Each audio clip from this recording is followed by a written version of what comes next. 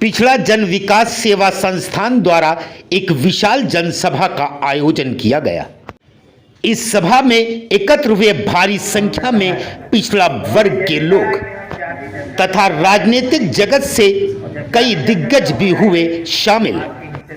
जय हिंद दोस्तों, आप देख रहे हैं रिपब्लिक रैनसा और मैं हूं आपका दोस्त रिजवान मुनीर।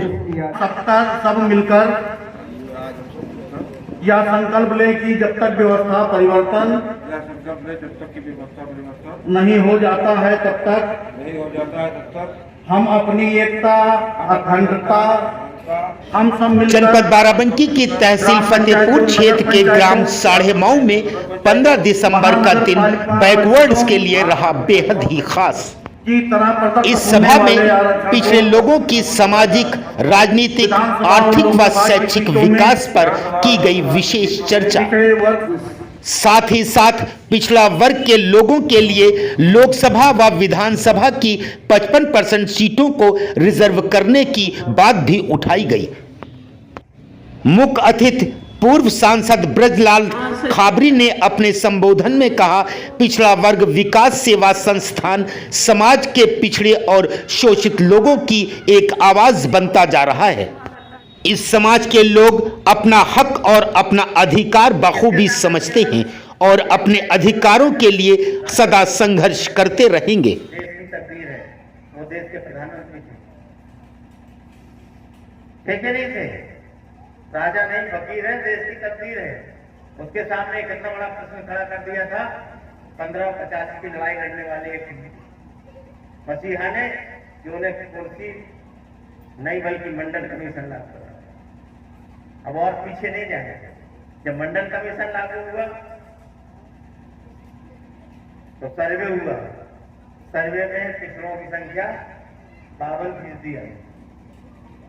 अब बोले 52% को हम आरक्षण कैसे देंगे, क्योंकि आरक्षण कुछ शिवकाश के हिस्से में पहले से ही चला गया है।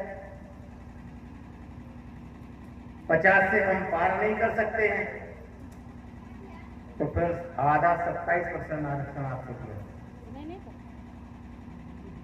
भाई हम आरक्षण 27% में क्यों? विधायक वीरेंद्र चौधरी ने कहा, आज की ये सभा पिछड़े वर्ग के लोगों को एक सूत्र में बांधने के लिए संजीवनी साबित होगी। आजादी के बाद राजनीतिक रूप से ये बहुत ही मजबूत गांव रहा। तो भाई पुरुषोत्तम जी का ये संघर्ष की शुरुआत में इन्होंने ऐसे गांव से की है, तो निश्चित रूप से मेरा मानना है इनकी शुरुआत और इनका संघर्ष दोनों सफल रहेगा। और एक साथ साथ ही इस गांव के साथ साथ ही आज ऐसा दिन है, ये दिन पिछड़े वर्ग के में जन्म लिए एक ऐसे महापुरुष के पुण्यतिथि का दिन है, जिन्होंने अपने साहस से, अपने दृढ़ संकल्पों की बदौलत इस देश में वो कर दिखाया था स्वर्गीय सरदार वल्लभ भाई पटेल ने, जो क्षमता उस समय के किसी राजनेता में नहीं। तमाम पंचायत, तमाम जो बड़ी बड़े रियासतें थी, उन सबको शामिल करा कर इस भारत को एक नया स्वरूप दिया था उनकी पोल पोजीशन में। तो आज ऐसे दिन और ऐसे गांव से इन्होंने शुरुआत किया। भाई पुरुषोत्तम जी, मुझे तो पूरा मानना है, मेरा तो पूरा विश्वास है, मेरा दिल कहता है कि आपका ये संघर्ष आगे बढ़ के सफलता की तरफ बढ़ेगा और हम सबकी शुभकामनाएं आपके साथ है कि आपका ये संघर्ष जारी रहे और ये संघर्ष सफलता की तरफ बढ़े। शुरुआती अच्छी जगह से किसी चीज की होती है तो परिणाम अच्छा होता है। निश्चित रूप से सोच भी अच्छी है। पिछड़े वर्ग में बहुत संघर्ष के बाद मंडल आयोग की कमीशन लागू हुआ था और पिछड़े वर्ग को आरक्षण का अवसर मिला था। वो भी शिक्षण संस्थाओं में तमाम कॉम्पिटिटिव एग्जामिनेशन जो संवैधानिक आरक्षण हमको मिला है, जो 27% आरक्षण पिछड़े समाज को मिला है, उसमें भी लूट हुई जा रही है। और साथियों, बड़ी बात मैं कह के यही कहूंगा कि उस लूट के जिम्मेदार हमारे अपने लोग हैं, जो बेईमान सत्ता को बनाने में बहुत बड़ा सहयोग है। हमें इस चीज को हर हालत में समझना चाहिए कि हमारी सबसे पहली हमारी नैतिक जिम्मेदारी हमारा परिवार है, हमारे बच्चे हैं और उन बच्चों का भविष्य।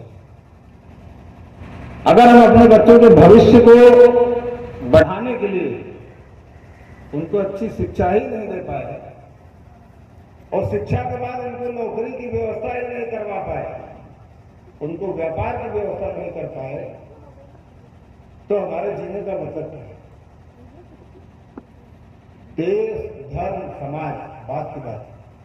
एक सामान्य आदमी की पहली जिम्मेदारी यही होती है कि जब वो घर जाए तो उसका पूरा परिवार भूखा ना सोए। और दूसरी जिम्मेदारी होती है जो बाबा साहब डॉक्टर भीमराव अम्बेडकर जी ने बताया है, शिक्षित बनो, संगठित रहो, संघर्ष करो और आगे बढ़ो। दूसरी जिम्मेदारी होती है कि अगर उसके पास पेट पालने के बाद पैसा बचता है तो साथियों उस पैसे का इस्तेमाल अपने बच्चों की पढ़ाई में करें और उनको अच्छी से अच्छी शिक्षा दे करके रूपरेखा बनाते थे। और देश के बहुत बड़े नेता, चाहे वो गांधी जी हो, चाहे पटेल जी हो, सभी से यहाँ का सीधा संपर्क होता था इस गांव का।